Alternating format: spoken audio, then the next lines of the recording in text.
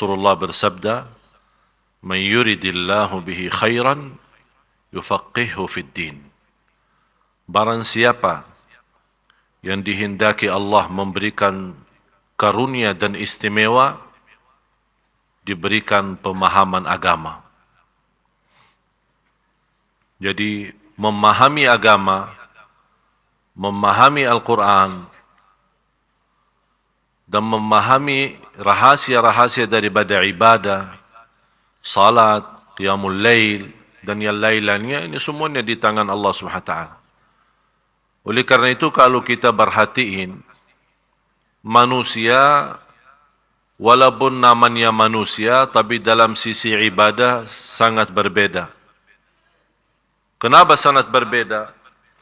Karena kembali kepada perbedaan ikhlas, perbedaan khusyuk, perbedaan ilmu. Dan kita tidak bisa menghukumkan seorang menjadi salih karena banyak amalan salihnya, dan juga kita belum bisa menentukan orang jahat karena banyak berlaku jahatnya. Apalagi kalau orang itu sudah menghadapi kematian, sudah dipanggil oleh Allah Subhanahu Wa Taala, tidak boleh kita membahas kekurangannya, hanya kita bisa sebutkan kebaikannya. Kalau tidak mau menyebutkan kebaikannya, doakan saja. Karena bisa dengan satu amalan bisa membawa kita masuk surga, dan satu amalan bisa membawa kita masuk neraka. Dan sudah Rasulullah SAW menceritakan seorang wanita yang sudah dilaporkan kepada Rasulullah SAW, orang wanita itu salihah, ahli ibadah, qiyam lail, puasa, Quran, dah pernah tinggalin majlis ta'lim, ilmu. Tapi punya satu masalah, tidak menjaga lidahnya dan menyakiti tetangganya.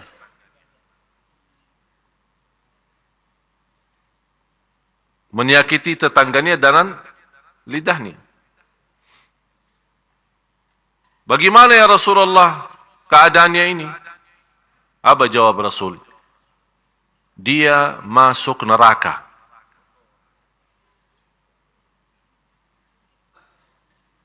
Padahal dia ahli ibadah. Bapak Ibu, kalau anda mendengar sebuah hadis ini, bisa menjadi ancaman berat bagi kita semua. Tapi jangan anda salah faham, kalau Rasul menyebutkan seorang masuk neraka, bukan berarti kekal. Karena tetap kebaikan itu terhitung, karena Allah Maha Adil. Cuman cuba lihat sejauh mana buruknya ucapan lidah ini, yang bisa dengan ucapan biasa, atau kita menghitungkan biasa, tapi dengan ucapan satu, bisa membawa kita masuk neraka 70 tahun. Ini baru satu kata. Ini bukan kata saya, kata Rasulullah. وَرُبَّ كَلِمَةٍ يَقُولُهَا قَائِلٍ لَا يُلْقِي لَهَا بَالًا تَهْوِي بِهِ فِي النَّارِ 70 خَرِيفًا. Berumpamaan seorang yang mengucapkan satu kata tanpa disadari, dengan kata itu dia mendapatkan murka Allah, masuk neraka 70 tahun. Bagaimana kalau ribuan kata? Oleh karena itu, orang salih yang sudah menerti ini, dia sangat mengutamakan diam daripada bicara. Karena berbicara jelas-jelas ke neraka. Udah, kita sudah sama-sama belajar, lebih baik mencegah daripada berobat.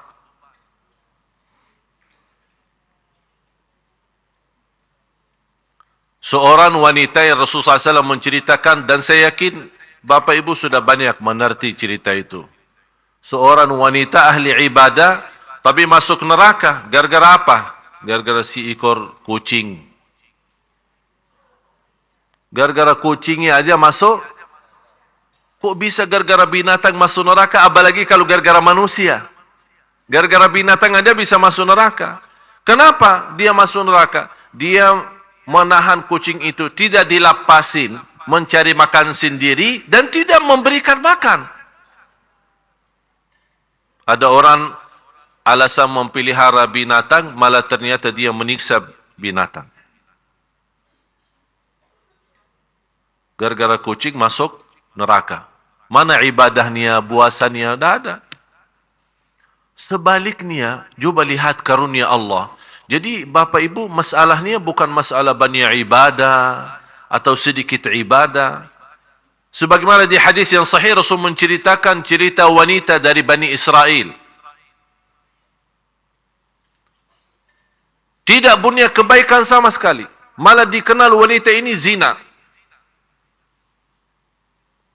Tak pernah punya kebaikan. Pernah habis dia minum air. Kemudian begitu dia turun dari sumber air, dia bertemu dengan ekor anjing yang lagi keluari lidahnya memberikan tanda haus. Kata wanita itu, oh kasihan anjing ini.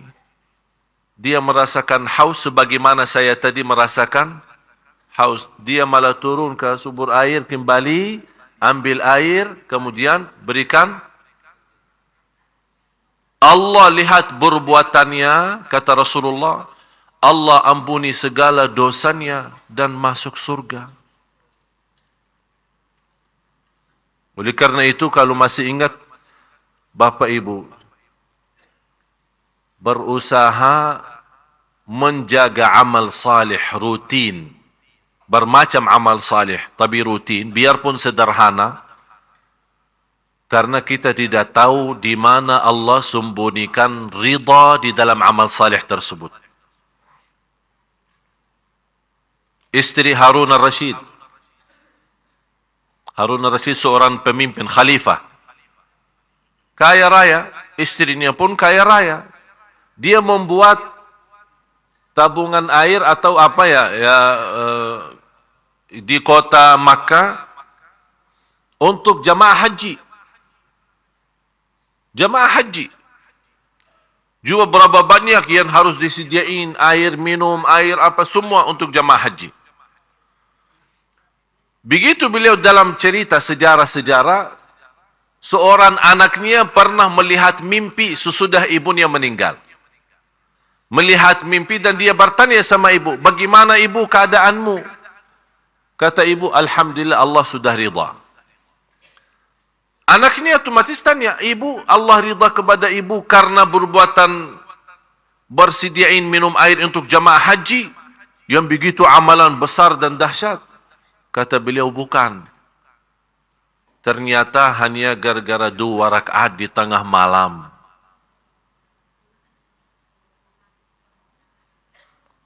Jadi masalahnya bukan amalan kita kadang-kadang merasa diri, aku sudah membangun masjid yang terbagus sedunia.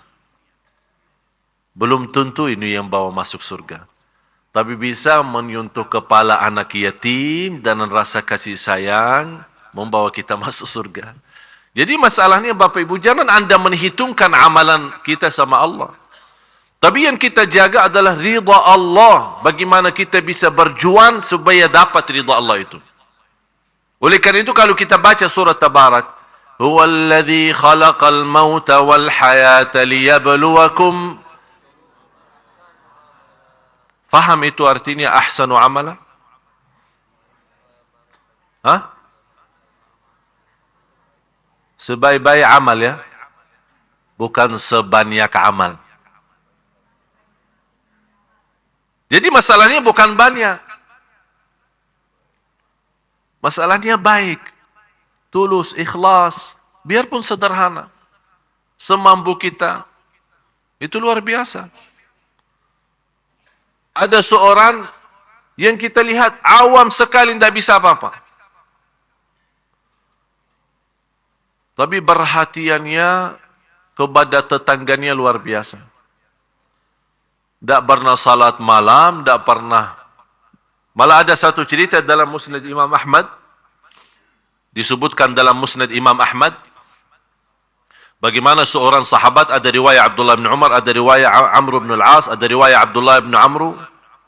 Intinya daripada riwayat ini, Rasulullah SAW menyebutkan seorang, waktu Rasul berkumpul dengan sahabat, ada seorang sebentar lagi masuk dari pintu ini, dia ahli surga. Kalau Rasul berkata seorang ahli surga, itu sudah terjamin.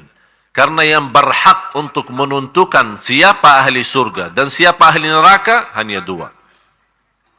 Allah dan Rasulnya. Di hari yang kedua, sahabat berkumpul juga sama Rasul, dan kata Rasul, sebentar lagi dari pintu ini akan masuk seorang dari ahli surga. Dia ahli surga.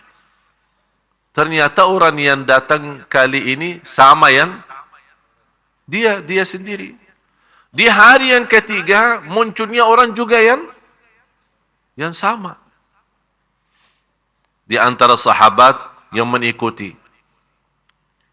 Tapi orang itu tidak mendengar apa kata Rasul. Dia ahli surga. Begitu beliau keluar, diikutin sama seorang sahabat. Ada riwayat Abdullah bin Umar, ada riwayat Amr bin As, ada riwayat Abdullah bin Amr. Diikutin. Dan minta ninap di rumahnya. Diizinkan minta ninap di rumahnya. Ninap di rumahnya. Tapi dia ninap di rumahnya, dia mau tahu. Cuba lihat Bapak Ibu, saya mengambil pelajaran dari cerita ini. Begitu semangatnya sahabat mencari amalan-amalan, berlomba-lomba, sungguh-sungguh, mana amalan yang bisa mendapatkan ridha Allah. Sampai dia tinggalin keluarganya, tinggalin urusan, mau ninap di rumah orang, dia mau tahu kelebihannya apa sampai dapat 3 kali disebut ahli surga oleh Rasulullah. Akhirnya ikut, malah orangnya tidur, sahabat nitip, melihat ini tidur apa enggak. Malah sahabat ini tidak tidur. Sepanjang malam tidak ada salat malam. Besoknya tidak ada puasa. Diikuti selama 3 hari.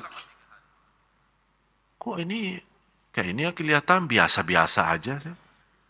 Salat malam tidak ada. Puasa pun tidak ada. Ya, berarti saya harus tahu. Ini penasaran kan? Akhirnya bertanya, begini. Apa sih amalan ente? Soalnya saya dengar Rasulullah 3 kali sebut ente ahli surga. Jadi kalau kita melihat dari sisi bahasa, aku aja yang capek. Sudah qiyamul lail, baca Quran, puasa setiap hari, Rasul sudah sebut saya ahli surga. Ente apa sih? Dia bilang, apa yang ente lihat itu aja. Tidak ada kelebihan apa-apa. Cuman saya menjaga satu hal. Setiap saya tidur, saya berdoa kepada Allah. Ini yang kamu tidak memperhatikan. Saya berdoa, ya Allah, saya maafkan semua orang yang menzalimi saya. Dan saya bersihkan hati, tidak ada titik hitam terhadap siapapun.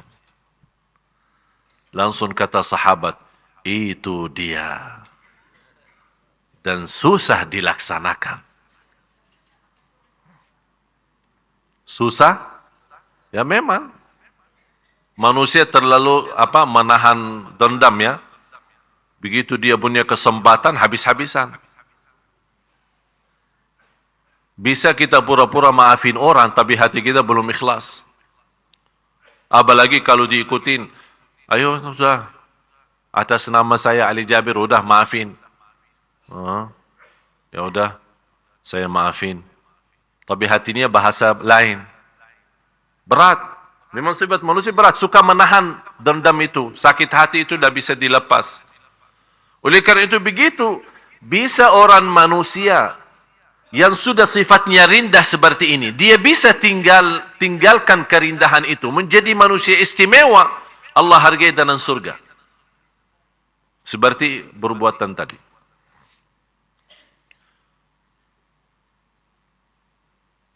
Ada seorang ulama tinggal di luar kota Madinah. Ulama besar di kota Riyadh. ibu kota Arab Saudi. Melihat mimpi Rasulullah SAW. Ada seorang di Madinah,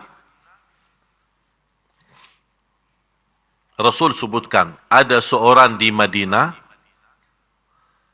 dia termasuk orang paling suci di kota Madinah. Dan doanya makbul. Kalau ketemu dia, minta didoakan. Ternyata yang disebut oleh Rasulullah SAW, guru saya. Beliau masih hidup sampai sekarang. Usianya hampir 100. Tapi coba bayangkan Bapak Ibu. 88 tahun dah pernah lewat takbirah pertama di masjid.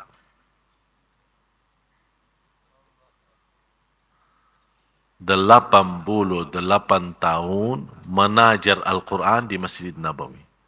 Dari subuh sampai isya. Antri orang yang mau belajar sama dia.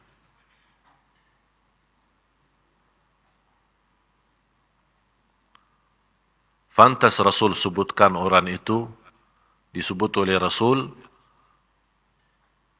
makbul doanya dan orang paling suci di kota Madinah.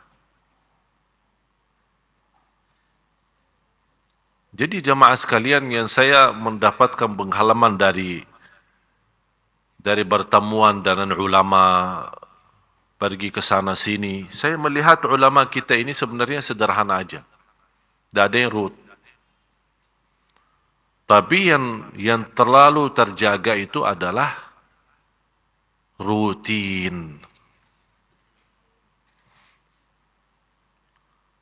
Di antara ulama besar di kota Madinah dikenal sebagai ahli salat malam, tapi rutin. Di musim panas, di musim dingin, di musim sakit, dia lagi sehat, tak pernah tinggalin salat malam. Jadi mereka punya kelebihan apa? Kalau sudah punya satu, istilahnya wirid ya. Kalau wirid kita megang PB. BB itu tidak bisa dilepas. Itu wirid Indonesia. Tapi wirid ulama kita tidak. Wirid ulama kalau megang tasbih. Sampai saya pernah menceritakan seorang guru saya meninggal dunia, mau dilepasin tasbihnya tidak bisa. Malah sudah disalati, sudah dimandikan, sudah disalati. Masuk lahad, masih tasbihnya bergerak. Lagi berzikir. Ini Bapak Ibu, orang bisa mendapatkan istimewa seperti ini. Ini bukan kerja 1 hari, 2 hari. Ini puluhan tahun. Puluhan tahun. Seorang bisa menikmati salat, dia berkata, aku mujahadah diri menikmati salat selama 20 tahun, bekerja keras. Habis itu baru mulai menikmati salat. 20 tahun dia berusaha. Kita baru saja 2 kali orang bertanya, gimana Ustaz bisa khusyuk di dalam salat? Saya bilang habis 20 tahun. Baru kita sudah mengenal salat yang baik, sudah merubah diri dibanding masa lalu kita yang banyak tinggalin salat. Begitu kita sudah rubah, malah kita langsung mau loncat, mau jadi nikmat. Allah berikan karunia, kenikmatan ibadah, kenikmatan hidup dan ketenangan di dunia, kembali kepada kerja keras kita. Kenapa orang kaya bertambah kaya dan miskin bertambah miskin? Ada yang pernah bertanya? Katanya orang kaya tidak memperhatiin yang miskin. Biarpun diperhatiin, tetap yang miskin tambah miskin, yang kaya tambah kaya. Karena saya melihat orang kaya sedikit tidur, yang miskin banyak tidur. Pagi tidur, siang tidur, sore tidur, malam tidur. Akhirnya dia tukang minta.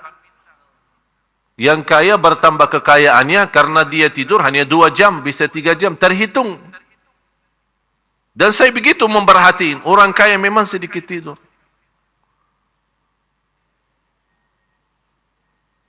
Berarti Allah adil. Bukan hanya urusan agama, ibadah. Ada juga urusan dunia yang bekerja keras dapat. Ada tiga poin. Barang siapa yang korbankan 3 poin akan dapat rahasia sesuatu. Waktu, habiskan waktu. Yang kedua, tenaga dan fikiran. Yang ketiga, harta. Untuk ibadah, dapat rahasia ibadah. Untuk Quran, dapat rahasia Al-Quran. Contoh apa? Habiskan waktu sama Al-Quran. Mohon maaf Bapak Ibu, kalau kita hitung waktu sama Al-Quran, tolong Bapak Ibu tanya diri sendiri. Berapa jam sih saya baca Quran dalam sehari? Dibanding jam tidurnya, dibanding jam kerjaannya, dibanding banyak hal yang TV-nya. Salah satu musibah besar di Indonesia BB. HP ini. Sekarang di luar BB ada sekarang, kalau BB, apalagi kalau yang banyak di BB kita, mungkin kadang-kadang suka lobet atau lembat, jadi kadang-kadang kita malas kan? Sekarang lebih parah lagi, WhatsApp. WhatsApp. Wih.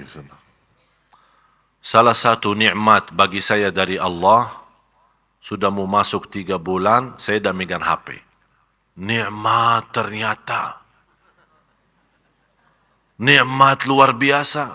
Zikir tenang, salat tenang. Dulu, casnya habis. Casnya mana? Oh, ketinggalan. Astaghfirullahaladzim. Tolong minta tolong. Ada cas enggak? Cas apa? Nokia? Enggak. Saya punya BB. Enggak ada. Saya cuma ini. Modelnya BB apa? Yang baru atau yang lama? Oh, yang baru. Oh, maaf, saya yang punya yang lama. Pusing. Urusan casnya, urusan baterainya, urusan. Sampai waktu itu saya masih ingat. Punya baterai 3. Saking tak bisa lepasin HP, banyak urusan, banyak telefon-telefonan, SMS-an, BB. 3 baterai habis. Daripada pusing cari casnya.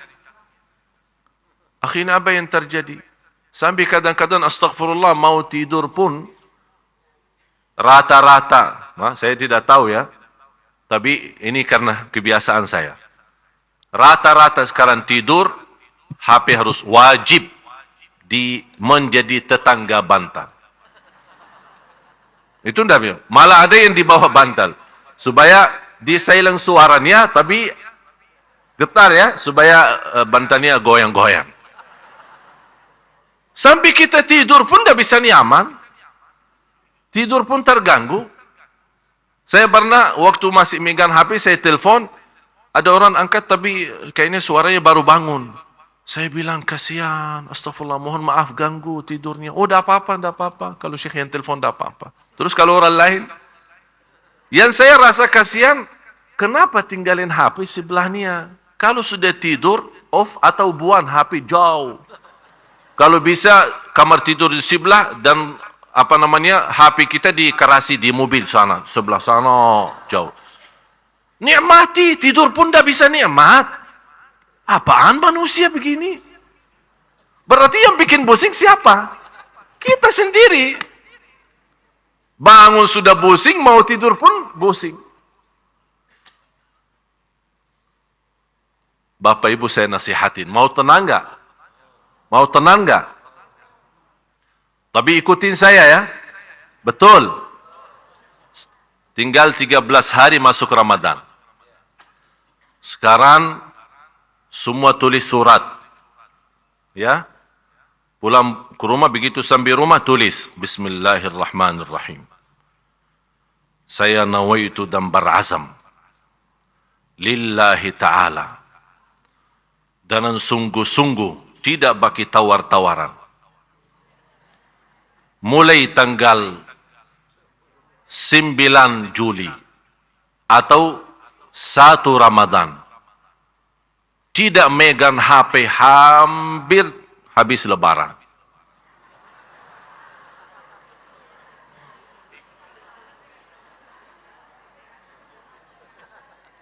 Siap enggak?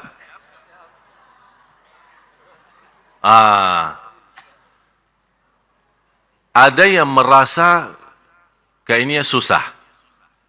Saya sendiri menghadapi persoalan yang sama. Pas saya mengambil keputusan tidak megang HP, hampir 2 minggu kayak orang stres. HP-nya mana ya? Siapa yang telefon? Yang BB siapa? Yang SMS siapa? Ada berita baru enggak? Jadi 2 minggu, pusing. Masih saya serahkan kepada asisten saya yang urus melayani jamaah soal pertanyaan. Nanti dia kumpulin pertanyaan, saya jawab, dibalas lagi. Saya selalu ini. Sambil kata beliau, udahlah daripada tanya terus, megang aja HP-nya. 2 minggu betul-betul stres. Tapi subhanallah sudah berusaha membiasakan diri. Sekarang kalau megang HP malah stres. Bukan jauh dari HP, justru tenang. Masuk rumah, keluar rumah, dah mau tahu. Seperti hidup sendiri. Memang hidup sendiri, mati sendiri, masuk kuburan. Udah nikmati aja sendiri. Kenapa pusing? Masa juga HP-nya mau dibawa ke lahat? Oleh karena itu saya mohon, supaya Ramadan ini menjadi indah. Apalagi alhamdulillah, tahun ini kita mendapatkan, saya sudah memperjuangkan benar-benar. Bapak Ibu barangkali tidak tahu apa yang terjadi di belakang Bapak Ibu. Tapi saya berjuangkan setengah mati untuk Sunda Kelapa. Terutama jamaah Bapak Ibu. Teleponan sambil yang saya tak megang HP, mengurus telefon-teleponan dengan adik-adik saya, dengan imam-imam yang mau kita datangkan insyaAllah tahun ini. Proses keputusan mencairkan uang tiket aja, minta ampun. Susahnya. Alhamdulillah mengambil keputusan dari bantuan sana, bantuan sini, apa yang ada rezeki, udah mengambil keputusan mencairkan uang tiket. Biar Bapak Ibu tahu, uang tiket aja sudah melebihi 300 juta. Alhamdulillah tahun ini habis 3 bulan mati-matian untuk mendatangkan seorang imam yang pernah Bapak Ibu menikmati 2 bulan lalu waktu kita i'tikaf. Karena ada imam suaranya sudes kan? Alhamdulillah tahun ini kita mendapatkan karunia Allah, beliau akan datang 5 hari pertama. Saya harap 1 bulan. Dia bilang, karena antum mana kasih 5 hari. Dan demi saya, alhamdulillah beliau menolak undangan kerajaan Malaysia. Saya bilang, Indonesia, dah usah Malaysia. Indonesia aja. Beliau, cuba bayang, dari mana kita datangkan? Beliau punya acara di London, Inggris. Saya bilang, saya yang tutupin. Mau hatta dari mana? Mau dari ujung Afrika, tetap datang ke Indonesia. Urusin visahnya, sampai saya hadap langsung, karena disulitkan sama imigrasi, saya langsung naik, Menteri Hukum dan HAM.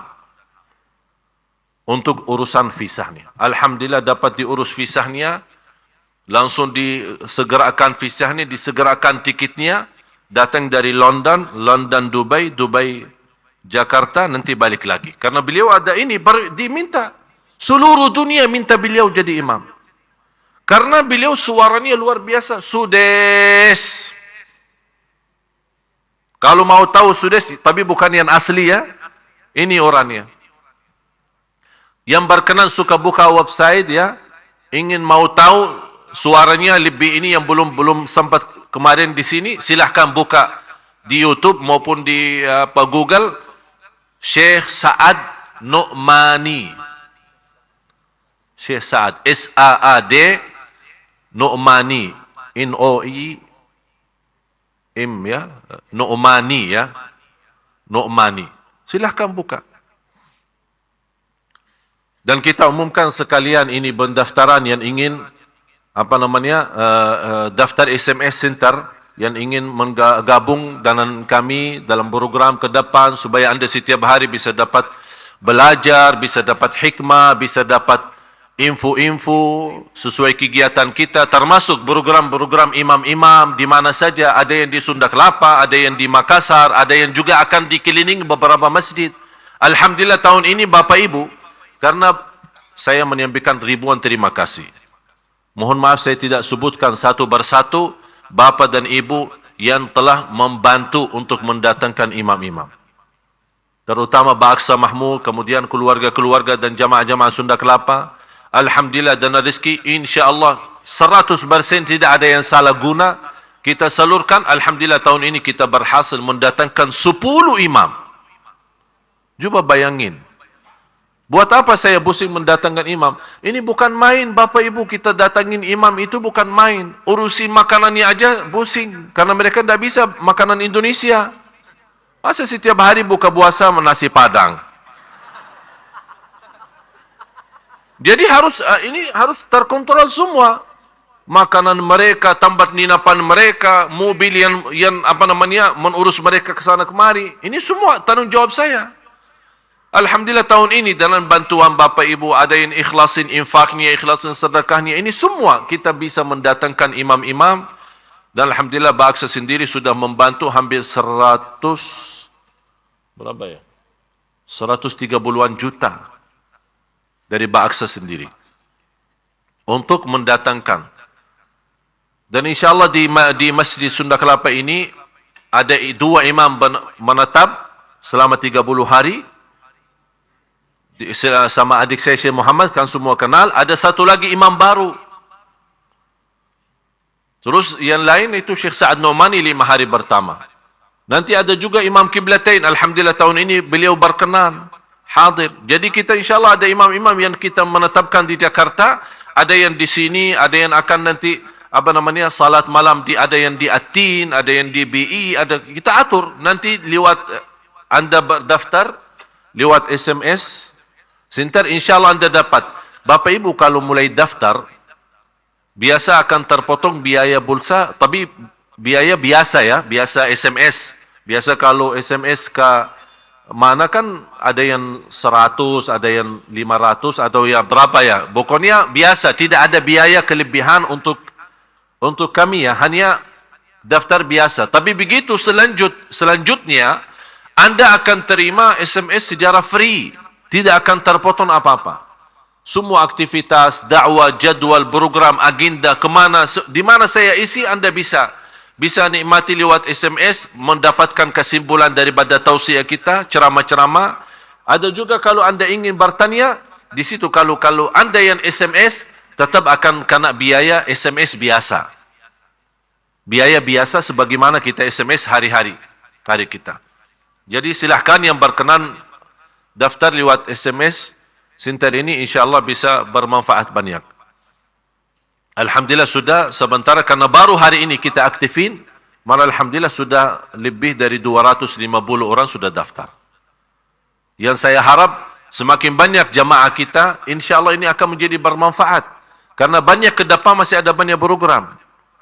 Dan di situ yang berkenal lewat SMS, mendaftarkan diri sesuai data-data yang terisi, mendaftarkan diri menjadi anggota jamaah, maupun remaja, terutama saya fokuskan kepada remaja, laki-laki maupun perempuan, karena kita ke depan banyak aktivitas untuk kantoran, kampus-kampus dan pesantren dan sekolah-sekolah yang memerlukan banyak tenaga dari sisi anak-anak kita, teman-teman kita dari remaja, supaya insyaAllah aktivitas kita ke depan menjadi salah satu yang memakmurkan insyaAllah kota Jakarta, terutama supaya insyaAllah diselamatkan oleh Allah dari segala bala dan musibah.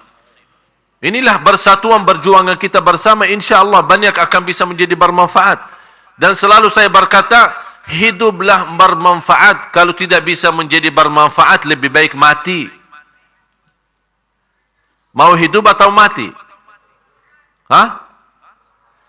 Jangan bilang mau hidup, saya mau menjadi berguna. Kalau memang berguna mati, ya udah mati aja. Ada orang memang dia manfaatnya mati, menjadi barunya manfaat buat orang lain. Siapa itu? Orang zalim. Orang yang zalim, orang jahat yang tidak punya kebaikan sama sekali, begitu dia mati menjadi manfaatnya banyak untuk umat. untuk manusia, untuk tetangga, untuk yang lain-lain. Jadi silakan yang ingin daftar, mudah-mudahan insyaAllah menjadi bermanfaat. Menjadi insyaAllah Bapak Ibu bisa anda menuliskan nama anda sebagai orang yang insyaAllah terlipat namanya di hadapan Allah, seorang yang memperjuangkan agama Allah Subhanahu Wa Taala. Terutama ini sering saya terima pertanyaan, apalagi yang kemarin-kemarin itu soal nisfu Sya'ban. Dibermasalahkan, diributkan, saling menyesatkan, saling membid'ahkan. Ada masjid mau membawa acara i'tikaf atau salat malam nisfu Sya'ban, ada yang tak mau, katanya bid'ah.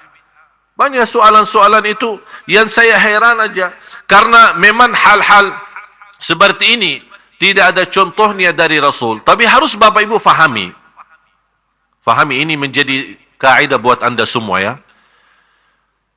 Tidak menjadi dasar amalan ibadah kalau tidak dicontohkan oleh Rasul. Itu belum tentu jadi dasar. Maksudnya apa? Misal anda berbuat sesuatu, kalau anda bertanya, Rasul lakukan atau tidak? Kalau Rasul tidak melakukan, belum berarti tidak boleh anda lakukan. Ini harus difahami. Kenapa? Yang tidak boleh dilakukan bukan sesuatu yang sudah dilakukan oleh Rasul. Banyak hal Rasul tinggalkan, bukan berarti tidak boleh kita lakukan. Contoh, tarawih. Ar-Rasul SAW hanya salat tarawih berjamaah 3 malam pertama.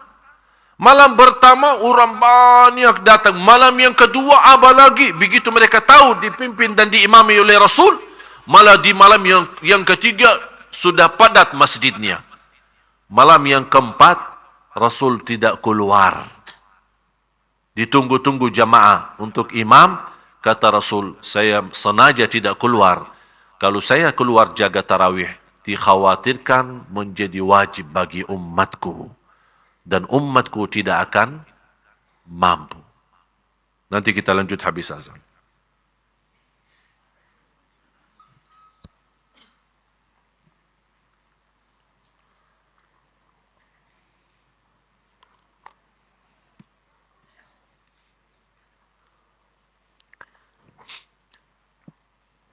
Allah wa malaikatahu yusholluna 'alan nabi ya ayyuhalladzina amanu shallu 'alaihi wa sallimu taslima. Allahu akbar, Allahu akbar, Allahu akbar, Allahu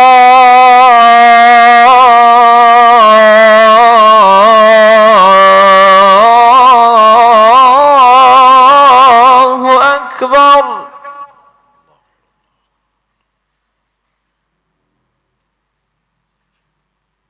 حي على الفلاح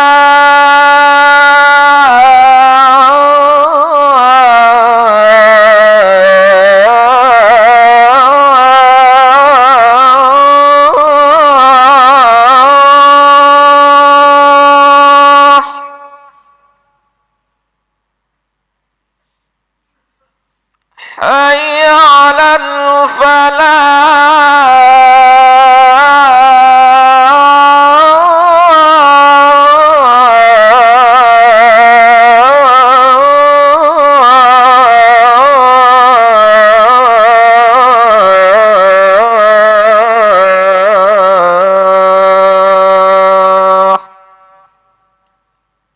الله أكبر،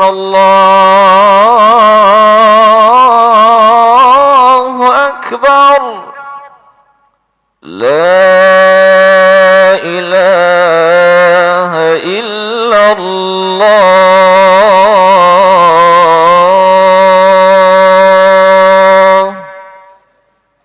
لا إله إلا الله محمد رسول الله صلى الله عليه وسلم.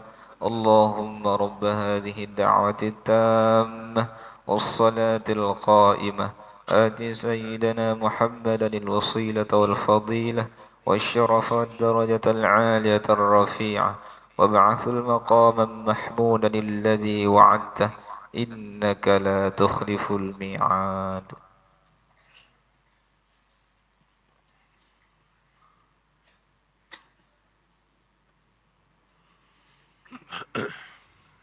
Alhamdulillah. Allahumma salli ala Muhammad wa ala ali Muhammad. Bapak Ibu jamaah sekalian yang dimuliakan Allah Subhanahu wa taala, harus kita fahami satu hal. Terutama dalam perbedaan pendapat dalam soalan fikih. Perbedaan pendapat itu salah satu hikmah dan sunnatullah. Kenapa ada perbedaan pendapat? Karena pemahaman dan fikiran manusia berbeda. Oleh karena itu, tidak akan bisa satukan umat dalam satu pendapat. Yang bisa disatukan dalam satu pendapat kalau sudah ada jelas-jelas perintah atau larangan dalam ayat maupun dalam hadis. Kenapa muncul berbeda pendapat? Contohnya nisfu Sya'ban. Memang ada hadisnya. Ada hadis apa? Hadis yang disahihkan Syekh Al-Albani rahimahullah. Syekh Al-Albani salah satu ulama yang terbaik sedunia, yang sudah diakui sebagai ulama ahli hadis, teliti hadis ini dan beliau menyampaikan hadis ini sahih. Dan riwayat bermacam, ada Musnad Ahmad bin Hanbal, ada Musannaf Ibnu Syaibah, ada Tabarani, ada Baihaqi, banyak riwayat.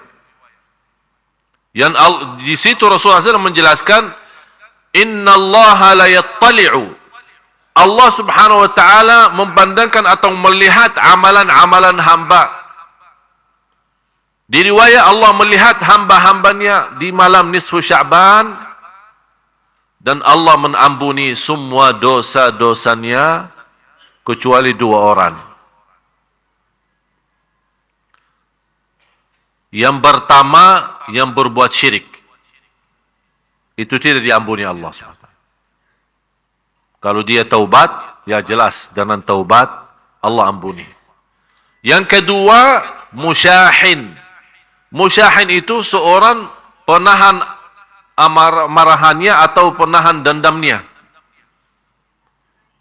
Atau termasuk juga orang-orang yang suka menebar fitnah.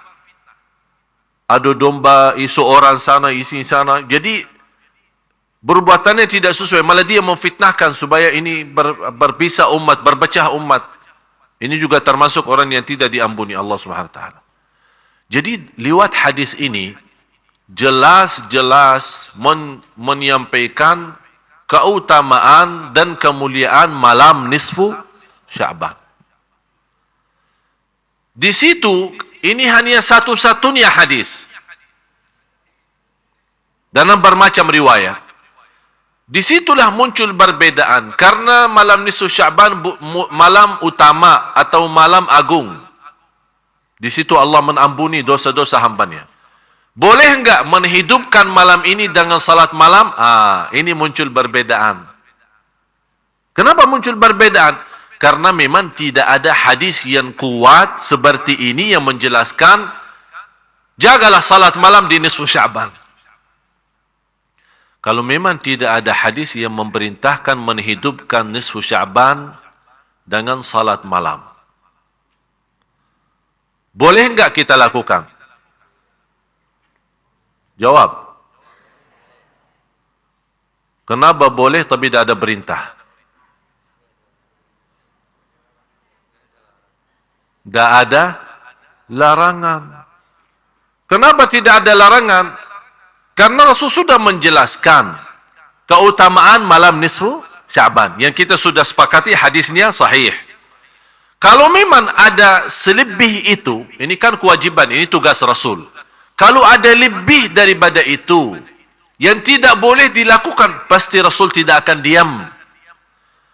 Bisa Rasul berkata, malam nisfu Sya'ban memang malam agung, diampuni Allah dosa semua hambanya kecuali musyrik dan musyahin. Tapi jangan-jangan lakukan salat malam. Kalau tidak ada jangan-jangan di sini, inilah yang membuat muncul perbedaan pendapat. Karena malam itu adalah malam agung, apakah boleh kita menghidupkan? Ada yang baca Quran, ada yang salawat, ada yang zikir, ada yang salat malam. Yang punya dasar, alasannya Rasul tidak lakukan, silahkan. Anda tidak mau lakukan dengan dasar Rasul tidak lakukan salat malam khusus di malam nisfu Sya'ban, ya silahkan Anda tidak usah salat malam. Ini Anda punya dasar kan? Tapi tidak boleh Anda mengingkari orang lain salat malam. Karena Rasul sendiri tidak pernah ingkari. Rasul sendiri tidak pernah melarang. Yang mau salat malam silahkan, yang mau tidur, ya silahkan. Kenapa diributkan? Ini masalahnya. Apapun bersoalan yang belum disepakati, ini harus difahami Bapak Ibu ya. Hafal ini kalau bisa, bukan hanya difahami, dihafal. Apapun bersoalan dalam fikih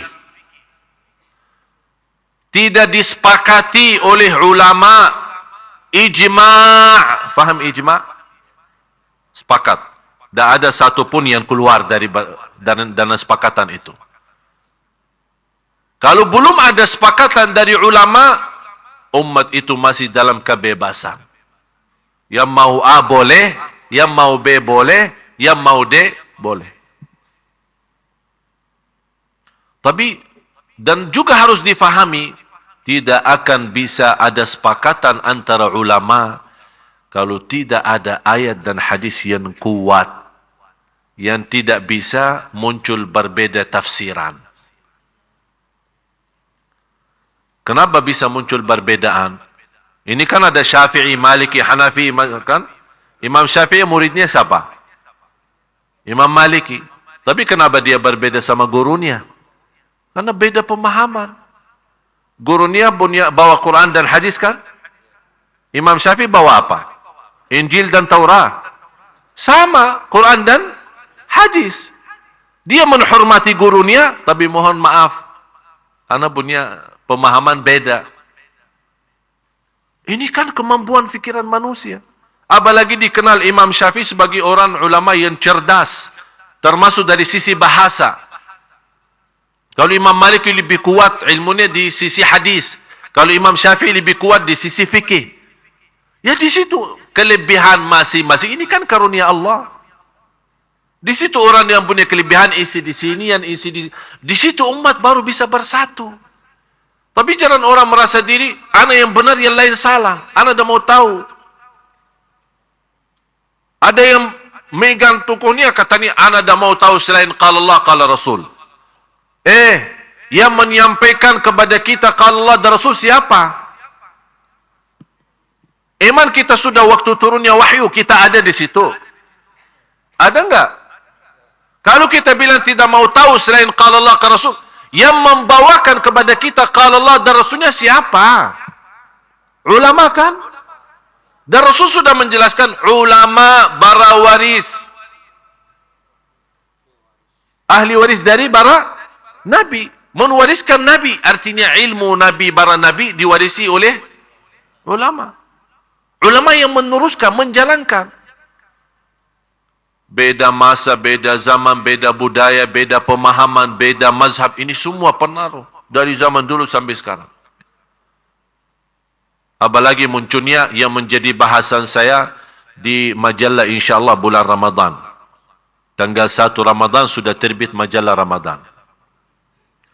Saya khusus di situ membahas supaya Bapak Ibu juga mengerti kondisi yang setiap tahun kita hadapi. Sampai orang bingung, mau ikut Muhammadiyah atau ikut pemerintah. Mau puasa duluan atau belakangan.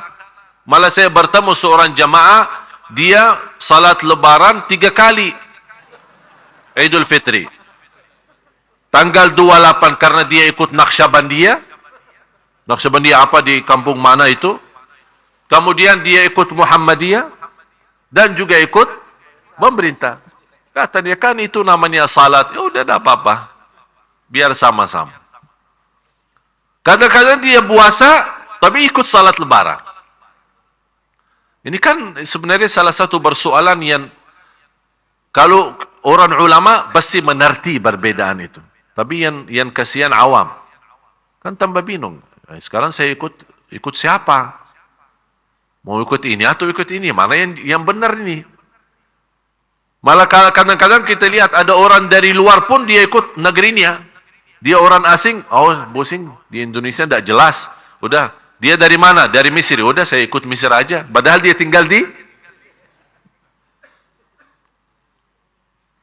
ini insyaAllah menjadi bahasan saya di majalah. Nanti insyaAllah kalau Bapak Ibu berkenan nanti dapat majalah Ramadan itu. Nanti di situ akan mendapatkan. Saya kumpulkan di situ semua perbedaan. Dan dasar saya bahas sedetil-detilnya. Saya dalami semua supaya Bapak Ibu ngerti. Nanti ujungnya kesimpulannya apa. Supaya harus Bapak Ibu menurut saya. Inilah saatnya jamaah kita ini, umat Islam di Indonesia, dinaikkan kualitas ilmunya. Naik. Harus faham. Supaya jangan. Karena saya punya prinsip, man kathura ilmuhu, qalla inkaruhu. Semakin banyak ilmunya, seorang akan sedikit mengingkari perbedaan. Kenapa sekarang banyak muncul ingkar, ini dah boleh, ini boleh, ini dah boleh? Karena mereka belum faham. Hanya faham dari satu sisi. Kalau kita perhatiin, angka 7 bahasa Arab, bisa diketik angka 7 enggak? Bisa enggak? Enggak ada Arabnya. Makanya ada Arabnya dong. Saya penceramah orang Arab asli kok enggak ada Arabnya. Ada satu cerita yang saya buat dari angka 7. Kalau angka 7 Arab itu begini kan? Fe ya. Kalau 8 fe balik ya. Saya waktu ada satu persoalan dapatan sama satu orang. Ujung-ujungnya tidak selesai. Udah saya bilang begini. Saya tulis angka 7 V ya. Saya di posisi di sini. Beliau di situ. Pak, tolong bacain. 8. Maaf Pak, saya lihat 7. Maaf Syekh salah. 8. Maaf, inti belum faham. 7. Ribut 8, 7. 8, 7. Habis itu dia bosan. Belum faham ya apa yang saya maksud. Enggak. Udah begini. Karena inti megang pendapat ente, ana megang pendapat saya. Tak akan nyambung. Udah begini aja. Tolong Mbak Bindah datang sini tolong sama saya sebelahan. Biar kita jadi sahabat. Begitu dia datang, ayo bacain apa? 7. Udah, ajak saya ke sana, biar kita sama-sama sahabatan. Tapi di sebelah sana, ayo, 8. Ternyata kata inti benar, kata ana juga, kenapa ribut? Cuma masalahnya, perlu kita sedikit memposisikan diri di mana. Padahal sebenarnya dua-duanya benar. Tidak ada yang bawa kufur, kita udah yang buat nisfu Sya'ban kafir masuk neraka. Alhamdulillah dah sampai masuk neraka. Jadi cuma masalahnya ada sedikit karena memang dah ada ayat ya ayyuhalladzina amanu jagalah salat malam nisfu Sya'ban atau tidak ada perintah, tapi di sisi lain tidak ada larangan. Itu aja. Karena di sini inti tidak menerima perintah, saya tidak menerima larangan karena prinsip Rasulullah SAW ada perintah atau larangan. Dan banyak hal yang lain seperti itu. Dan tidak ada dasar kuat alasannya kita tidak boleh lakukan kecuali yang dicontohkan oleh Rasul. Ada orang berkata, kenapa bikin begini? Apakah dicontohkan oleh Rasul? Saya pernah duduk di masjid megang tasbih. Saya suka kalau megang tasbih, saya suka diam-diam ya. Saya itu buat apa tunjukin orang? Pas live di TV ditunjukin tasbihnya. Oh, Masya Allah ahli tasbih. Ya, ahli tasbih sendiri, jangan di hadapan orang. Jadi kalau saya lagi duduk sendiri, saya suka megang tasbih. Tapi saya tunjukin ke orang. Tapi kebetulan pas ada orang sebelah saya, lihat tasbih. Langsung negur saya. Mohon maaf Syekh, saya rasanya tidak enak. Apa? Tasbih bid'ah.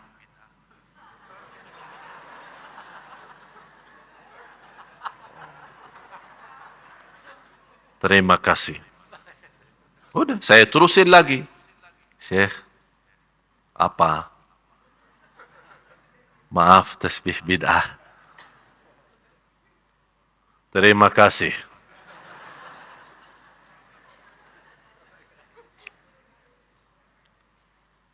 Kan kita orang Islam, tak boleh melanggar Rasul. Jadi, gimana ya? Kan Rasul tak pernah megang tasbih. Jadi bid'ah kan?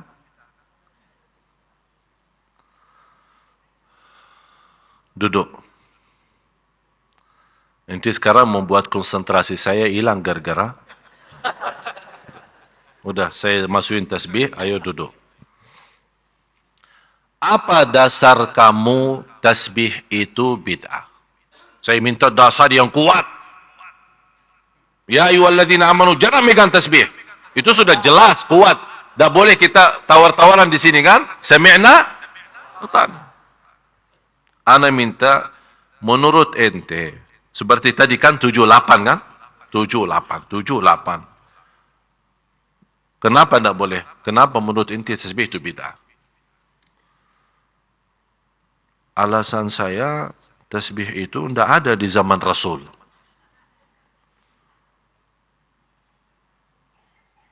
Itu aja dasarnya. Ada kira-kira yang sesuatu, kalau ini dasar awam. Saya minta dasar ilmi, ada ilmunya gitu. Supaya saya faham, harus bisa terima. Kalau kata-kata begini tidak bisa. Ya itu dasar saya, karena tasbih tidak ada di zaman Rasul, jadi sekarang munculnya tasbih jadi bid'ah. Udah saya jawab dengan prinsip yang sama. Kamu dari kepala sampai ujung kaki bid'ah, karena kamu tidak ada di zaman Rasul.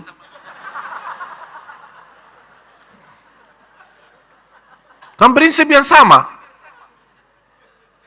Apakah ini bisa jadi dasar? Banyak hal yang tidak ada di zaman Rasul. Banyak. Dalam hal ibadah maupun di luar ibadah. Apakah kita semua menjadi bid'ah? Harus kita fahami kondisi kita Bapak Ibu. Apalagi perbedaan mazhab, perbedaan pemahaman. Itu kita harus waspada, memahami semua.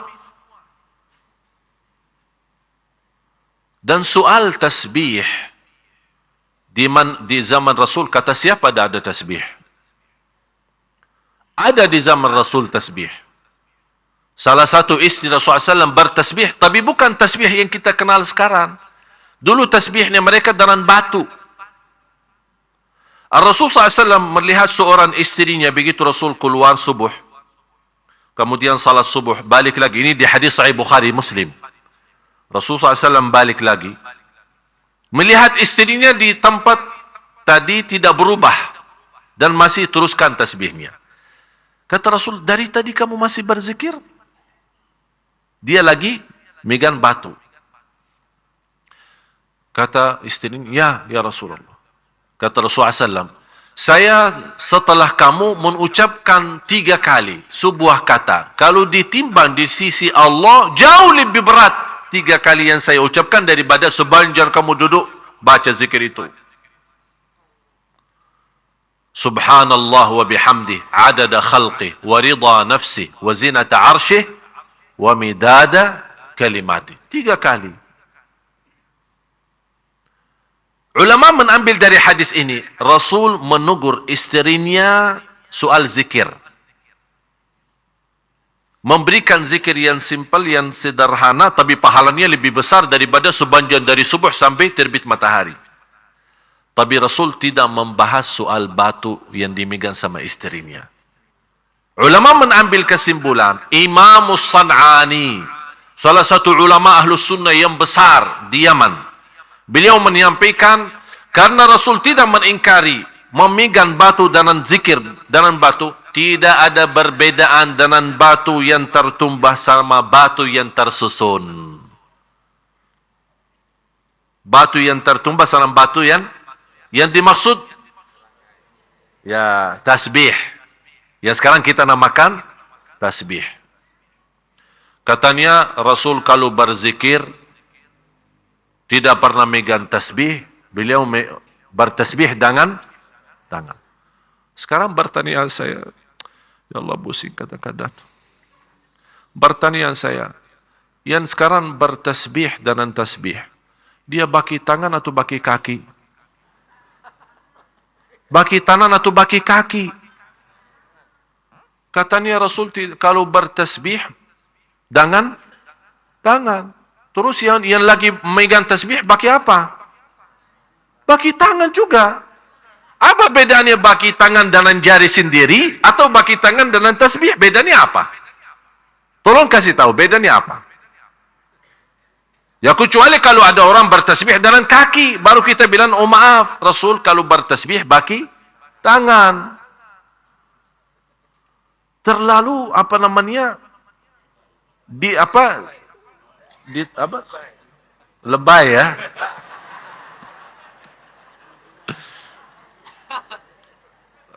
Bapak Ibu, ada satu kaidah Rasulullah SAW punya prinsip. Kalau ditawarkan dua hal, ada yang terbaik, terbaik itu sudah nomor satu yang terbaik. Ada yang termudah. Kira-kira Rasul milih yang mana? Tahu kenapa? Padahal ada yang lebih baik daripada yang mudah itu. Demi umatnya, supaya tidak beban dalam ibadah. Supaya tidak rasa berat. La yukallifullahu nafsan. Bapak Ibu, Islam memang indah. Indah betul. Saya justru semakin banyak belajar, semakin tahu diri bodoh. Jadi orang-orang malah justru semakin tinggi ilmunya, semakin ketahuan bodohannya. Berarti kita belum apa-apa. Jangan ada orang merasa, oh Alhamdulillah saya sudah. Jangan. Teruskan belajar. Sungguh subhanallah semakin banyak kita akan melihat, semakin terasa keindahan Islam. Semakin akan mendalami begitu luasnya Islam. Menghormati manusia, menghormati perbedaan, menghormati pemahaman. Itu luar biasa. Dan kita tetap, Bapak Ibu, kembali kepada Al-Quran dan Sunnah. Dan bagaimana kita bisa memahami Al-Quran dan Sunnah kecuali dengan ulama? Siapa yang bisa faham Quran dan Sunnah? Ya ulama. Oleh karena itu ulama harus betul-betul yang takwa, yang ikhlas, amanah. Begitu dia memimpin jamaah, dia terangkan. Jangan Bapak Ibu memahami. Kalau saya di posisi, saya tidak memerintahkan jaga salat malam nisfu Sya'ban dan saya tidak larang. Yang mau silahkan, yang tidak mau silahkan. Prinsip saya seperti itu. Saya ikut sahabat sejak dulu. Tabi'in yang sudah bertemu dalam sahabat seperti Al-Hasan Al-Basri rahimahullah. Saya punya sanad, dapat sanad dari guru ke guru, silsilah, tahu sanad silsilah, megang tasbih sampai Imam Hasan Basri. Sampai Imam Hasan Basri. Imam Hasan Basri itu gurunya, guru beliau adalah sahabat Rasulullah SAW. Jadi salah satu pendapatnya beliau misal seperti kunut. Ini juga termasuk salah satu yang dipersoalkan. Kunut subuh boleh atau tidak boleh. Malah ada yang terlalu lebay ya. Betul. Terlalu lebay. Sampai ada orang yang membatalkan salat seorang yang tidak kunut subuh. Atau ada sisi lain, ada orang yang terlalu membatalkan salat orang atau membid'ahkan salat seorang yang lakukan kunut subuh. Jadi sebenarnya saya lihat dua-duanya berlebih-lebihan. Lebay. Prinsip saya apa? Yang mau kunut boleh, yang tidak mau kunut boleh. Sudah selesai. Anta makmum, imamnya bagi kunut, ikut. Tak mau ikut, ya terserah. Kenapa ribut? Kenapa diributkan? Oleh karena itu, Bapak Ibu, saya harap, oleh karena itu salah satu perjuangan saya di Indonesia, terutama khusus untuk jamaah-jamaah saya ini, saya memperjuangkan supaya kita bagaimana memiliki kualitas ilmu yang insya Allah sederhana tapi dalam. Faham dalam? Jadi betul. Kenapa? Supaya apapun yang kita hadapi, saya tidak mau Anda belajar di sini terus beributan sama orang di luar. Jangan. Tapi Anda punya prinsip, Anda sudah ngerti. Terima kasih. Yang sesuai pendapat kita, yang tidak sesuai pendapat kita, tetap sama-sama hormati. Udah sampai kapan umat ini masih terus begini keadaannya? Umat Islam di Indonesia umat yang terbesar. Coba bayangkan kalau bisa bersatu, luar biasa kenikmatan yang kita hadapi. Dan tidak akan mudah dan gampang muncul aliran-aliran yang sesat. Sekarang gampang muncul aliran-aliran Ahmadiyah dan yang lain-lain. Dan menurut saya, al-haq dan yang benar nyata dan jelas. Dan batil juga nyata dan jelas. Yang kita minta satu, saat Bapak Ibu baca Al-Fatihah, rasakan ihdinas siratal. Itu yang dirasakan. Ya Allah. Memang sekarang Indonesia lagi menghadapi bermacam-macam. Bermacam pemahaman, perbedaan. Sampai tertanam kebencian, tertanam bermusuhan. Ihdinas siratal mustaqim.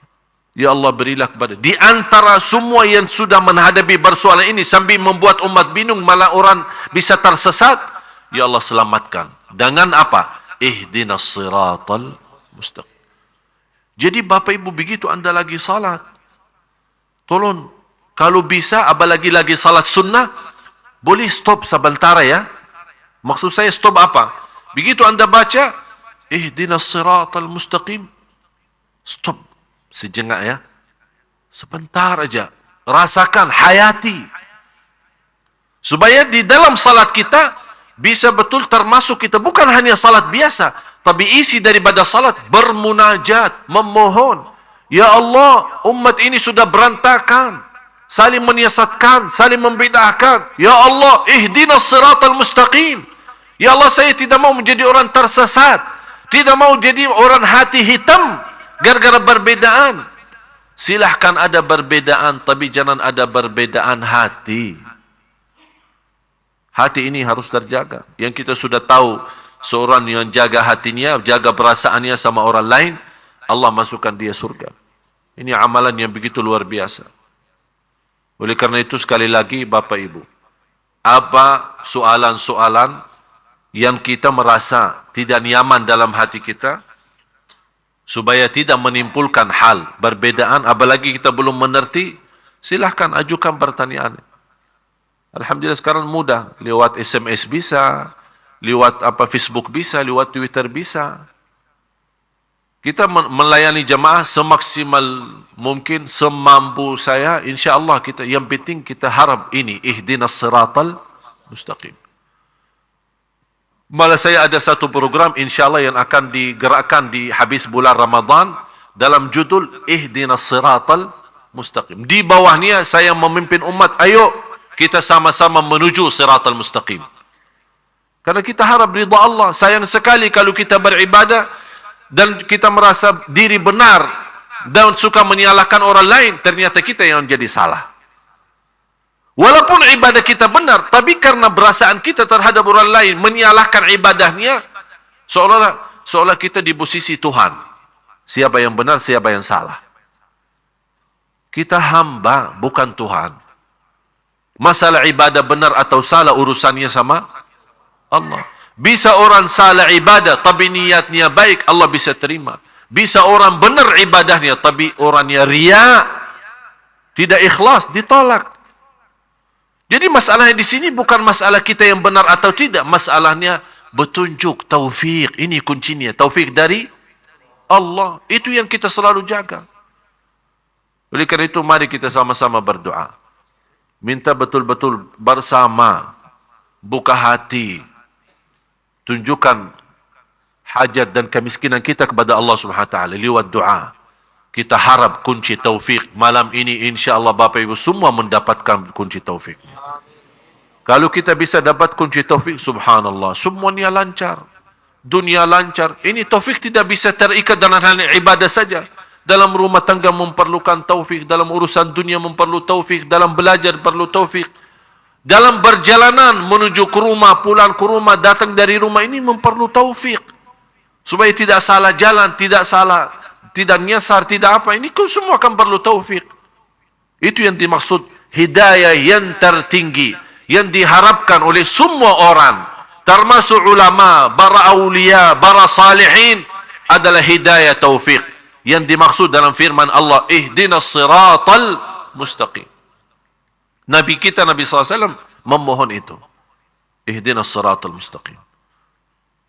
Oleh karena itu, sekali lagi, kita bersama-sama doa. Dan semua yang ke depan, Bapak Ibu, yang berminat, berkenan, membantu dakwah kami, saya menyampaikan ribuan terima kasih. Bukan saya senang karena Anda membantu dakwah, tapi saya yakin Anda nanti akan rasakan senangnya, karena Alhamdulillah dakwah kami betul-betul tidak ada yang salah guna. Semaksimal mungkin menjadi berguna bagi umat. Oleh karena itu, support dakwah kami. Support dengan doa. Ada masukan, ada nasihat. Kami terima, silahkan. Yang mau datang sini, mau ketemu di rumah, silahkan. Kami terbuka, lahir batin untuk semua jamaah. InsyaAllah, supaya kita yuk sama-sama, mari kita tuliskan nama kita di hadapan Allah, menjadi orang yang menyebarkan cahaya Allah di bumi. Kita tidak tahu siapa di antara kita yang meninggal hari ini atau besok. Tidak ada yang tahu. Oleh karena itu, bahagia Bapak Ibu kalau kita bisa mendapatkan nama kita di hadapan Allah. Cuba bayangkan rasanya, kebahagiaannya kalau kita di hari kiamat dipanggil, Bapak Ibu, marilah Anda terpilih menjadi orang yang memperjuangkan agama Allah. Luar biasa. Jadi tidak boleh kata kalau saya di dalam kamus saya selama di Indonesia, tidak ada kata tidak bisa. Dan saya yakin semuanya Bapak Ibu bisa. Ada yang bisa dengan merasa tidak punya ilmu banyak, tapi insya Allah dengan rezeki yang ada dia bisa. Dengan ucapan yang baik dia bisa. Dengan doa dia bisa. Dengan hati yang ikhlas dia bisa. Dan semua saya yakin semuanya bisa. Masing-masing punya kelebihan. Saya tidak minta semuanya, tapi lebih baik banyak ikhlas daripada sedikit tidak ikhlas. Betul ya? Mari sama-sama kita berdoa.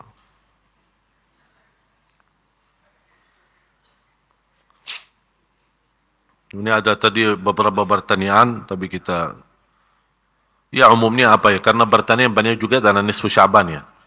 Ada yang terkait dengan itu, mudah-mudahan insyaAllah pertemuan hari Ahad yang akan datang, tanggal 7 Juli, sebagaimana janjian saya, kuliah duha, jam 7 pagi, InsyaAllah saya khususkan bahasannya persiapan Ramadan. Apa yang wajib kita penuhi, amalan-amalan, fikih-fikihnya, supaya kita masuk dengan ibadah yang mantap. Supaya tidak ada yang keliru dan supaya betul-betul kita manfaatin. Karena kita tidak tahu Bapak Ibu, Ramadan yang akan datang, Anda sendiri tahu, tahun kemarin ada keluarga kita, ada jamaah kita yang bersama kita, tapi tahun ini sudah dipanggil oleh Allah duluan. Kita tidak tahu. Oleh karena itu saya selalu berdoa, mudah-mudahan Bapak Ibu panjang umur, ketemu bulan Ramadan sampai habis. InsyaAllah dalam keadaan sihat walafiat dan iman. Oleh karena itu maksimalkan Ramadan. Belajari sebelum masuk Ramadan, harus bersiapan belajar. InsyaAllah kuliah duha hari Ahad, tanggal 7 Juli, khusus saya membahas soal Ramadan, supaya insyaAllah kita bisa menyampaikan hajat-hajat kita, supaya Ramadan kita menjadi insyaAllah lebih baik daripada yang lain. Dan khusus untuk ibu, mohon maaf saya tadi lupa nama ibunya. Ibu Eni ya. Ini ada seorang jamaah yang sebenarnya beliau aktif dari Bogor.